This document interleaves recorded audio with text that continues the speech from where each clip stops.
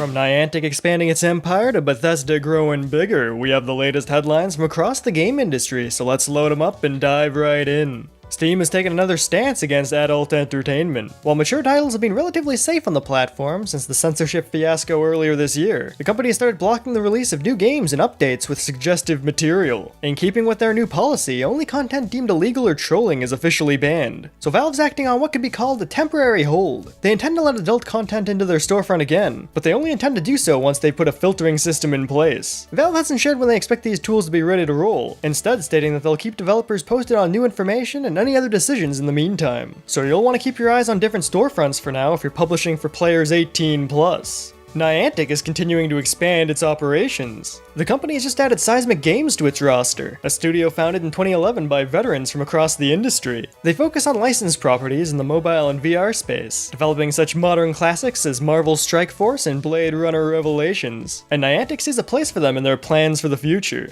Niantic's CEO says Seismic Games will serve as a significant accelerant for realizing their vision of an operating system that bridges the digital and physical worlds. This is the fourth company the industry juggernaut has wrangled in, having previously purchased social systems developer Evertoon, mapping and computer vision specialist Escher Reality, and 3D information firm Matrix Mill. If they continue on this trend alongside the success of Pokemon Go, Niantic is well on its way to being a household name in the technology sector.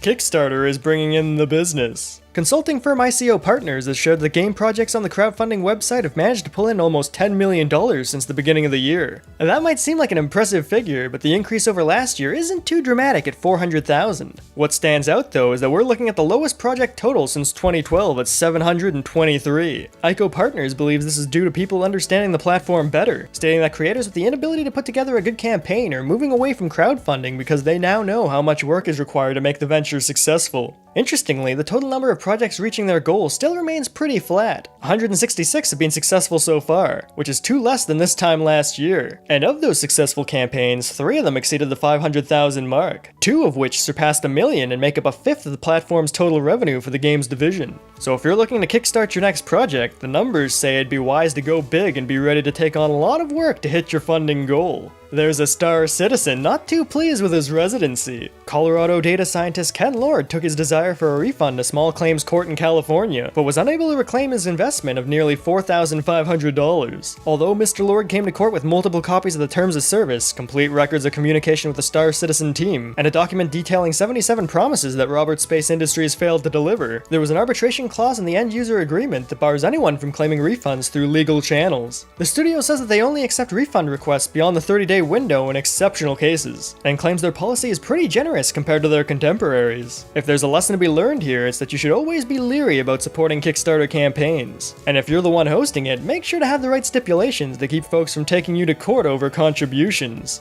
Ubisoft is ahead of the game this year. Following the release of their first quarter financial results, the company has revealed that they've seen an 88.8% spike in net bookings, which puts them considerably ahead of their 380-pound projection. PlayStation 4 accounted for 38% of their net bookings in the first quarter, followed by PC at 24%, Xbox One at 22%, mobile at 8%, and Nintendo Switch at 5%. By region, they saw most of their percentages come out of North America at a hearty 45%, and Europe claiming a respectable 35% behind it. The company's CEO attributes the success to the steady growth of their back catalog and an excellent momentum for player recurrent investment. As these numbers imply, they're expecting to hit their projections for the second half of the fiscal year too, which they suspect will be boosted by the launch of Assassin's Creed Odyssey. While these numbers might not mean much for you if you're not a Ubisoft employee with a bonus in the bank, it's a good reference to point to when discussing the merits of Ubisoft's games-as-a-service mentality going into the future. Fortnite is printing money. Market research firm Superdata has published a report covering the game and other battle royale titles, and their findings paint a prosperous picture for Epic Games. Over $1 billion have been brought in by Fortnite's in-game purchases. Since October 2017, Fortnite has seen a healthy stream of profits, pulling in $223 million back in March, and $318 as recently as May. The research also concluded that Battle Royale in general is the most popular genre across all platforms right now, with viewers watching almost 700 million hours of content. That's considerably higher than MOBAs, which claim second place at close to 275 million. What makes Fortnite really stand out though is just how much of those Battle Royale hours it claims, a hefty 83%. If you want to try and claim a cut of the remaining 17%, you best hop on that bandwagon now.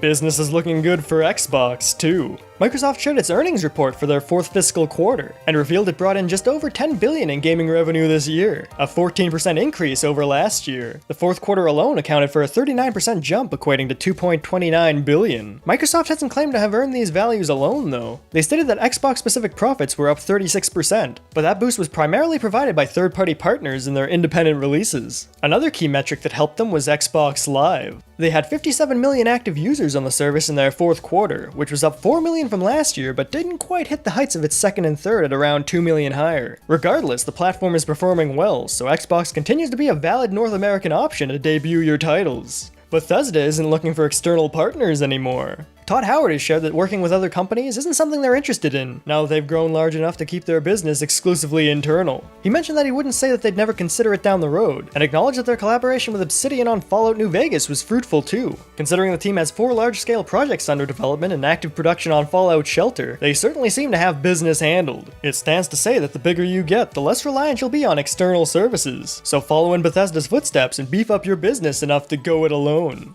And that covers this week's lineup, ladies and gentlemen. Was there anything you found particularly insightful? Did we miss something you think should have been covered? Let us know in the comments below, and be sure to tune in next time for another newsworthy breakdown.